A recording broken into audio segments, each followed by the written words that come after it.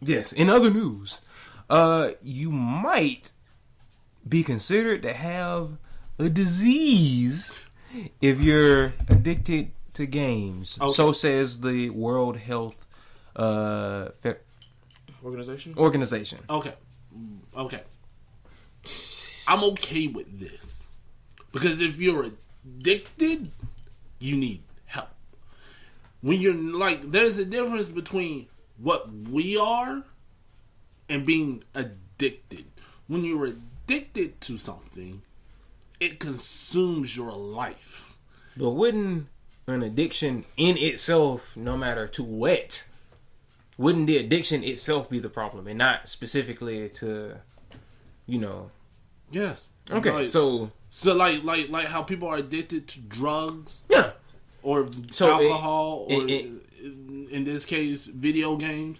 If it just consumes your life in an unhealthy way, where like you negate a lot of your other life duties for this, then you have a problem and you're addicted. And I understand that, but like I was saying, like the addiction itself is like the problem. I don't think they should classify. Okay, he's addicted to fucking video games. We're gonna put this as this medical term. He's addicted to smoking weed. We're gonna put that over here in this medical classification, because it's something. Yeah, if you're addicted, you need help, but it opens a window for people to be like, okay, people that do what we do. It opens a window for people that don't play video games or that look down upon people that play video games already to be like, okay, that nigga's addicted. He has fucking video game-itis. That nigga has video game-itis. Or a parent that has a child that plays video games. Not even, like I said, to an addiction type of level, but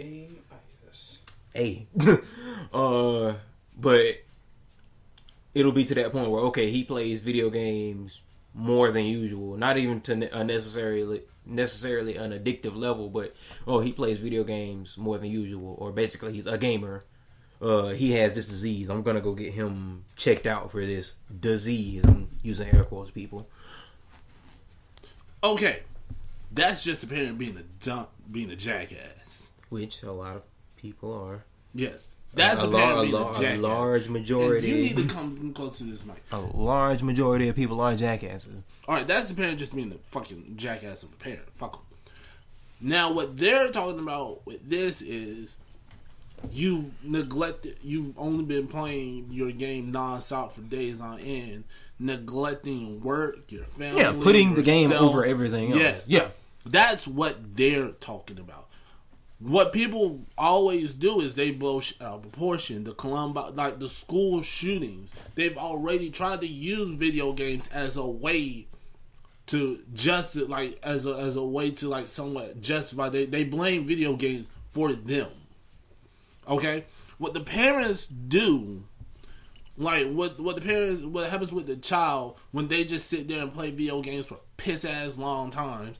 That's just the result of a fucking neglectful parent. That's just the result of a fucking child that's like that might just have something else wrong with them. They just want to escape. That's what video games are. Don't you ever fucking like this? This is my hot seat. This is one of those like I get hot about whenever people try to blame video games for real life stuff, because they're never going to attribute video games to a kid wanting to play football, golf, UFC, shit like that. They're not going to attribute to video games to that. They're just going to attribute video games to like these school fucking shootings. Okay, that's not video games' fault. That's the fault of the parents. That's the fault of the fucking shooters who deserve to burn in hell. If you have a different opinion, come fucking fight me. Okay? I mean, it basically falls into line of fucking parents blaming TV shows for being the ratings that they are instead of not letting their kids watch them in the first place. Or control just like what your fucking child watches. Or control what they watch. Or in this case, okay, it's 11 o'clock. Little Jimmy, get your ass on that video game and go wash the dishes. Or go take a bath and go to fuck to bed. But mom, I don't... That was me clapping my hands and simulating I was backing the shit out of that child. Okay?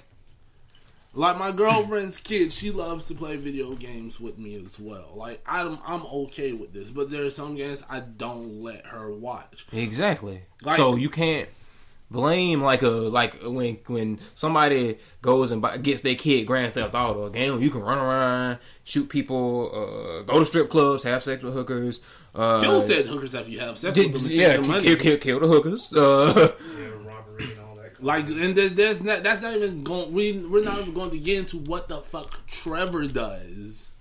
Literally, we're not just about to get into that. Don't. Mm-hmm. But yeah, when parents buy their kids games like that, and then they just like, I don't know why he's staying out late and well, let's hear you, little shitty parent. Maybe you shouldn't have bought that your little shitty son or daughter. Well, all right, we're gonna go for general equality. Shitty son or douchebaggy daughter. That fucking game. Cause my whole thing is, like I said before, the parents can't blame the game for what their kids do. For one, if you have a problem with it, don't let them play it. Two, and I've worked at GameStop, and like some of my coworkers, like they honestly just try to, in any retail for that part, they just try to sell it, no matter what it is. But then again, like I said, I have other coworkers, including myself. We try to, okay, I'm giving you a warning. Like if a parent comes in and try to say I'm buying something from a kid, it's like, hey, this is R-rated. There's sex, such and such and such and such. Like, okay, I don't want that. Then give me something for a kid. Yeah. Oh, and honestly, honestly. That problem mainly comes up when you deal with like older generation type parents. Not to fucking knock y'all, but some of y'all just fucking stupid and don't want to be. I mean, some of them don't care. Yeah, like you deal. That's the whole thing though, because we've been kids before, and we've obviously been exposed to shit that we weren't supposed to be exposed to yet when we were younger, obviously. But it comes, like I said, it comes down to the parents letting their kids,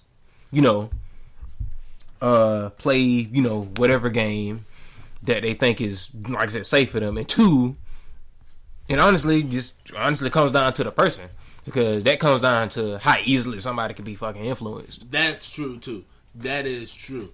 Because like I said, I see some of these motherfuckers that be all like on Tumblr and shit, and like I'll be seeing them like I said, like you said, because there's a difference where we're going to go with Harry Potter on those ones. Because that's what a lot of Tumblr users are. They're Supernatural fans, Harry Potter fans. That's the majority of what I see. It's not to say, like, alright, wishing to want to go to Hogwarts, that's cool and all. But I have heard of some motherfuckers that just immerse. Actually, no, we're not going to Harry Potter. We're going to Star Wars. Do you know that there's a fucking real life Jedi? Note that I use the air quotes. Please note that I use it. You can hear those sound effects there. Jedi. There's a real, this guy trains himself in the way of the Force. If that's not some I need some help type bullshit. Like, not even the way of the use of the Force. Because I think on the part of his brain, he knows that this shit's not real. He just tries to live his life in the way of the Jedi, helping people, shit like that. That's nice and all, but really, nigga, you really honestly need a video game code to tell you how to tell you to live your life like that. Well, I don't know. That's the thing though, because if he's, like you said, helping people, and he's not causing a disturbance of that's sorts. What I was getting at. It's like different people get like inspirations from a bunch, like whatever it might be. I mean, like, now I understand taking some matters of it, like thinking aspects, like the very overtly fantasized aspects of it, and thinking that those are real. That's a problem, but I mean, like he was saying, if it's not hurting anybody, I really don't freaking care. Because, like, yeah, honestly. But, and also, on this point right here, I remember one time I was in the store and, like, there was a mother, like, with her son and whatnot. I think he was, like, it was a Marvel game of some sort or whatever. And it was rated teen. Then, like, of course, like, Marvel superheroes and DC, they kind of market those to kids in some ways with shows or whatnot. And when they look at the back and wondering why it was rated teen, it was like, oh, there's language. And it's just like, why does a cartoon character need to curse for? And I'm like, this is once again, the gaming market reaches so many people, honestly. You got an audience of younger kids, and you got people our age that still game, honestly. It's like, and people older. Yeah. I mean, it's like, it's not like it's strictly for us where there's nothing that younger little kids can't play then. That's why stuff like Sonic and Mario and Zelda, Zelda to an extent, and freaking, like you said, Lego. That's why that stuff still exists then, because there's a market for it then. Mario, in its freaking case, that's like you're gonna find somebody that likes, like, a considerable amount of people that like that game in all age ranges. And I think that also is reflective in how much history it has then. Our parents played some Super Mario here and there then, and as it's for these little kids as well. I'm about to say with Mario, like, as you said, it's reflective on how it is. And like, I'm gonna need y'all to remember, because not you two, I know you know it, but like, Super Mario was built literally ground up from the family, from the first game that they made. It was built for family play. Yeah. Like, unlike with a lot of these other games, like as you said, like a lot of these other games, sometimes Zelda, because Zelda's not one of those games that I would hand a child. I would not hand a child this and be like, go have fun. I mean, it's, like I said, it has somewhat of like a kid-friendly image, but of course, like I said, to an extent, there's that little line though. Yeah. It's almost like when I was younger and I wanted to freaking play what was it? Freaking Melee for GameCube or whatever. I mean, yeah, it's got freaking Mario. It's got freaking Bowser. It's got like Peach in there. It's got all these little kid-friendly characters in there. It has freaking Captain Falcon. Like all these little kid-friendly characters, but the mess had a T rating, and I was in a very strict freaking house then. I wouldn't get any teen mess until I became freaking 13. Yeah. I mean, honestly, and I think I only had one exception to that, and it was when the first Budokai came out. Just because my mom would watch Dragon Ball Z right there with me and knew how much I loved it. So I was like, you know what? Okay, I'll give him a pass here. I think I was 12 years old around the time Budokai came out, but she's like, this is the only exception where she bought me something freaking teen rated. I'm about to say, like, honestly, with the Budokai series, like, with Smash Budokai, those are, like, one of those exceptions. Granted, games like that have the teen rating is because, like, they have, like, violent. It's because, like, they have violence. Those are games built around we're gonna fight each other. Whereas, like I said, GTA, Watch Dogs 1 and 2, like, those are, like, those handle mature type stuff. Like, my girlfriend's daughter, I let her play Watch Dogs. Granted, when I let her start playing it, I had already beaten the game and I was done with it. Like, I was like, no. Like, so I knew, like, there was no content that she was going to get into that I did not want her to see. So all I did was hand her the let her sandbox around. Yes. And her being like 4 years old, all she really did was put her hands on the controller, run around, and just run around. She might have hopped in the car and drove around. She got into the... I remember one time we were playing, she saw a boat out in the ocean. She was like, I want to go there. I was like, all right, go. And she started running towards it, got into the water, started swimming. And what eventually happens every time is she hands me the controller and be like, help me, please. She accidentally takes out a gun and shoots somebody. Cops start coming after her. She'd be like, here, help me. And then when I get away, she tries to take control back. Even that grew to the point where, like, all right, if you hand me this controller, you're not getting it back. Like, but like, I'm not going to let. I'm okay with her playing Watch Dogs because, like I said, she's not going to get into nothing like crazy. I mean, then you're supervising her. So if she does, then you be like, let me get that up off of you. Yeah. Like unlike with GTA 5, you can always get into some crazy shit.